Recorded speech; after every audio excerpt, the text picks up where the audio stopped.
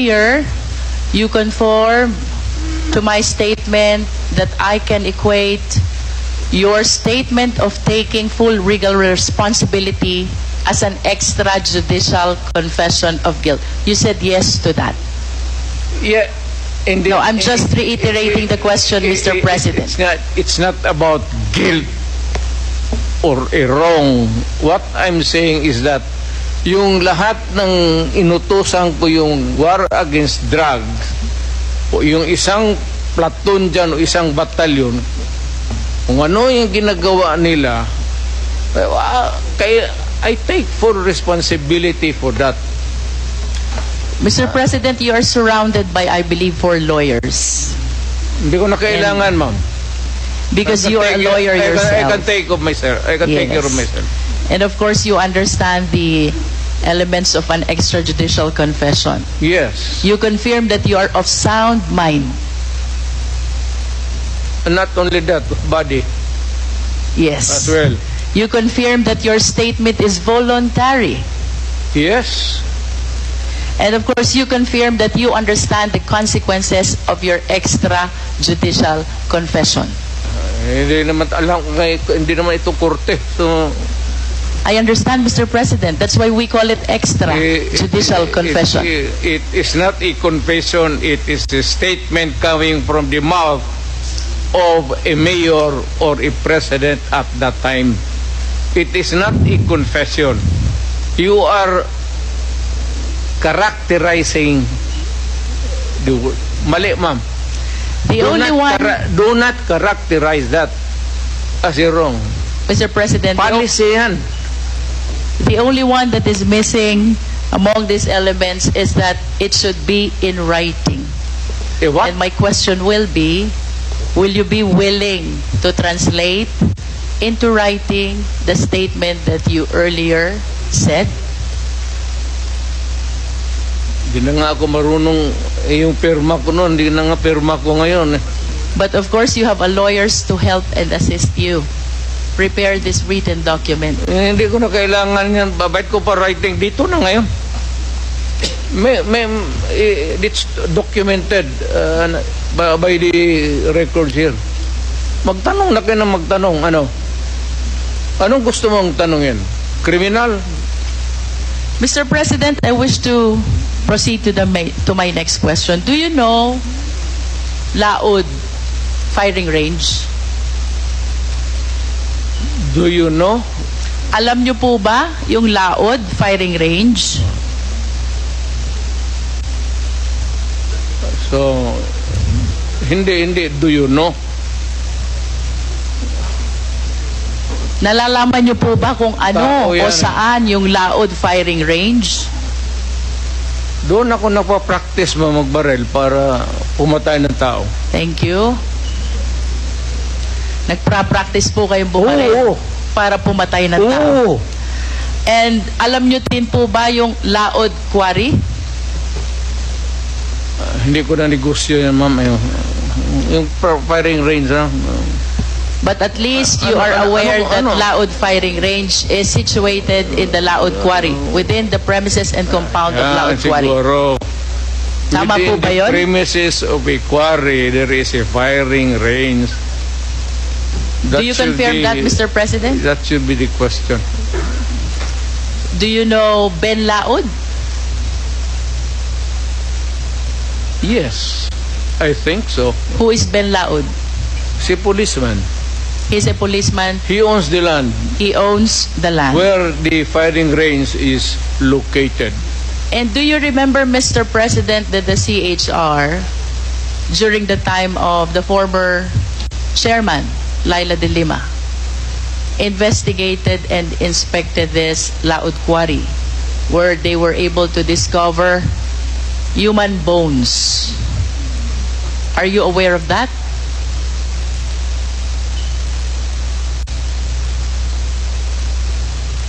Sino ma? Who investigated? Panahon po ni Chairman Laila de Lima sa Commission on Human Rights. Sorry, I do not know her. Nag-imbestiga po ang CHR Ay, tungkol siguro. sa extrajudicial killing, kung saan nakadiskubre po ang taga-CHR ng mga buto ng katawan ng tao. Kayo po ba ay aware dito? I am aware of only one bone. Dala-dala ni... Sino yung sinabi mo? Binalot CHR niya. former chairwoman, Laila de Lima. It's there. Hindi... Isa lang po. And you are aware also that the former DOJ Secretary, Vitaliano Aguirre, represented Ben Laud in the investigation of the extrajudicial killing. What do I know about the investigation? Or If you are about aware, Aguirre? Mr. President. Yes, Aguirre is my... Are you associated? Of course, you are associated to Vitaliano Aguirre as a matter of fact. Is my... Contemporary. Sa eskwelahan, no? And during your time, you appointed him even as the DOJ Secretary. Tama po ba? Yes. Because bright. During that time, Mr. President, you were the mayor. Tama po? Mayor of Davao City. No, I cannot appoint a secretary. Hindi ako, mayor lang ako po. So, it has to be Now, let me rephrase my question, Mr. somebody President. else's job, not mine. During the time when these extrajudicial killings happened, you were the mayor? Tama po ba yun? Well, not only during my time as mayor. Was there any point in time, Mr. President, na pinaimbestigahan niyo po itong mga buto ng tao na nakita sa Laud Quarry? Dala nga ni... sino yun? Hindi yun nag-imbestiga doon. The CHR, Mr. President. Oh, si CHR. Kayo po ba'y nagpa-imbestiga? Even during your time as mayor or during your time as president, pinaimbestigahan niyo po ba itong mga buto na nakita sa Laud Quarry? Bakit ako mag-imbestiga ng mga buto dyan na maraming buto ng tao na... So you did not initiate any investigation? Of course. Mr. President, I will proceed to the next question. On December 31, 2004, nag-conduct po ng raid ang PIDEA 11, headed by Superintendent Wilkins Villanueva, joined by some operatives of PIDEA Manila, National Headquarter. 6 po yung Chinese na napatay. But in addition to this Chinese, a certain SPO4, Val Carillo, apprehended Alan C. along with 10 other companions. Based on the affidavit of Mr. Las Cañas, Mr. President, you ordered the killing of Mr. Alan C. along with the 10 other companions. That is not true. That is a job of the police. Hindi ko trabaho magpatay, ma'am. There are 2 important observations in his affidavit, Mr. President. Ang sabi po niya dito, si Alan C. ay nag-offer ng 200 million for the release of the 2 chemists and another 100 million for the remaining 8 personalities. But when he tried to seek your permission, you refused, and you even said, madami kayong intel funds. Totoo yan. Kung bribery siguro yan. Hindi ko, never in my... Are you confirming, Mr. President, that during this time, Las Cañas and Sunny Buenaventura sought your permission whether to release Alan C. and the 10 others in exchange of the 200 million plus 100 million? Siyadong maraking pera yan, man. Totoo yan. You are denying it, Mr. President. Of course. But do you confirm that when you refused this offer, you even told Sunny Buenaventura and Arturo Las Cañas that you have ample intel funds, so you don't need those bribes, if you call it bribe. I do not remember making a statement like that. But money for operations against crime, malaki ang funding ng Davao City. Another important observation, Mr. President, these 11 personalities were asked as to the whereabouts of their passport. Alan C. said that his passport was taken by the operatives, while the 10 others, ang sabi po nila, hawak ng employer nila. And the employer was named as Michael Young. What can you say about this? Nothing to do with it. Wala akong pakialam dyan. Hindi ako nakikialam ng mga passport. Mr. President, to conclude the question about this Dumoy raid, this is the raid of the PIDEA which happened in Davao Shabu Laboratory on December 31, 2004, where 6 Chinese personalities were killed during the raid, and the 11 others were brought to Laod Quarry, where they were summarily executed and buried upon your order, according to the testimony of Arturo Las Cañas. Do not believe Arturo Las Cañas. Let me proceed to Binupula ka lang niya. next question, Mr. President. In 1993, Mr. President, binomba po itong St. Peter's Cathedral in Davao City where 7 died. Naalala niyo po ba ito? And according to Arturo Las Cañas, 1993, binomba po ang St. Peter's Cathedral, Davao City where 7 died. Naalala niyo po ba ito, Mr. President? Yung simbahan, ma'am? Opo, St. Peter's Cathedral in Davao Yes, City. At sangayon po kay Arturo Las Cañas, kayo ay galit na galit sa pangyayaring ito. Sinong hindi magalit, ma'am? At dahil po sa inyong mahigpit na galit, ay inorderan nyo po itong sina Las Cañas na bombahin ang mga moske, kasama po ang Kamamara Mosque at Bancorehan Mosque. What can you say about this? It's crazy, ma'am. Do you know that my mother is a Muslim? That's an idiot statement. In other words, you are denying. Of course. Mr. President, let me proceed to June Pala. Sino po si June Pala? Well, he was a broadcaster. He is a broadcaster who used to criticize you during his programs. Tama po ba? Everybody. Pati ako, tama yan. Trabaho niya yan. And according to the testimony of Arturo Las Cañas, you ordered the killing of June Pala. Niwala kay Las Cañas. Lahat na nandang participation ng crime niya, kanya. There's a pattern, you know. Look at the pattern of the crimes. Kanya lahat ng ano. Do you believe that as a policeman? Would I? Would I? Kanina po, Mr. President, I started my interpellation with acknowledging your courage in taking full legal responsibility to all the victims of war on drugs, and you said both legal and illegal. The reasons why I asked about Laod Quarry, where human bones were found. The reason why I asked about the Dumoy raid, where 11 Chinese personalities were summarily brought and killed to Laod Quarry.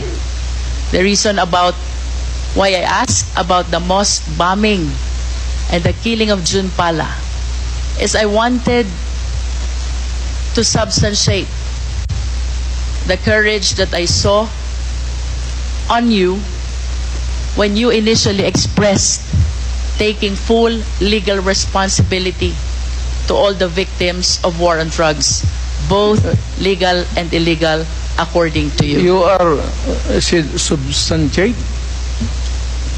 Yes, Mr. President. Where's the proof? Mr. President, I'm anchoring my questions about the separate incidents from your initial statement that you are taking full legal responsibility Yes. to all the victims of war on drugs. You said both legal and illegal. Yes. Mr. President, you are a long-time prosecutor, correct? And of course, it is very fundamental upon us, all lawyers, the requirements of due process. We are zeroing in on a particular individual now. Due process is the law which hears before it condemns. Due process is the law which requires notice and hearing. If you say so. Mr. President, I hope that we will be reminded that by due process, the end, Mr. President, again to substantiate the courage that he was able to show during the initial part of this hearing. Mr. President, in the past hearing of Quadcom, may 3 Chinese drug lords na napatay sa Davao Penal Colony. Are you willing to take accountability and responsibility also for this? Wala na ako niyan, ma'am. Nandito na ako sa Maynila. So, you are saying no. Oh, well, kung gusto mo isali yan, idagdag mo na, okay lang. How about the death of General Barayuga, the PSCSO Secretary? Are you willing to take full legal responsibility for this? I do not kill generals. The death of Mayor Aldong Parohinog and the 15 others in Osamis City, are you taking full responsibility on this? Hindi ako nagpapatay ng mga mayor, ma'am. The death of Mayor Espinosa of Albuera Leyte, are you taking full responsibility on this? Hindi, ma'am. That's my birthplace. The death of Tony Halili in Tanawan City. Malayo yan sa akin, ma'am. The death of Mayor Perez of Los Baños. Lalo na. Ibalik ko po dun sa una nyong sinabi. If you are denying all this, alin po yung tinutukoy nyo when you said you are taking full legal responsibility to all the victims of war on drugs, both legal and illegal? Yes. Kasi order ko kasi yung that was my campaign against drug. Na yung alam mo dapat sabihin mo akin dyan kasi of course nagkamali sila. Now, if there is an appropriate action na gusto ninyong ilabas, then file the case in court.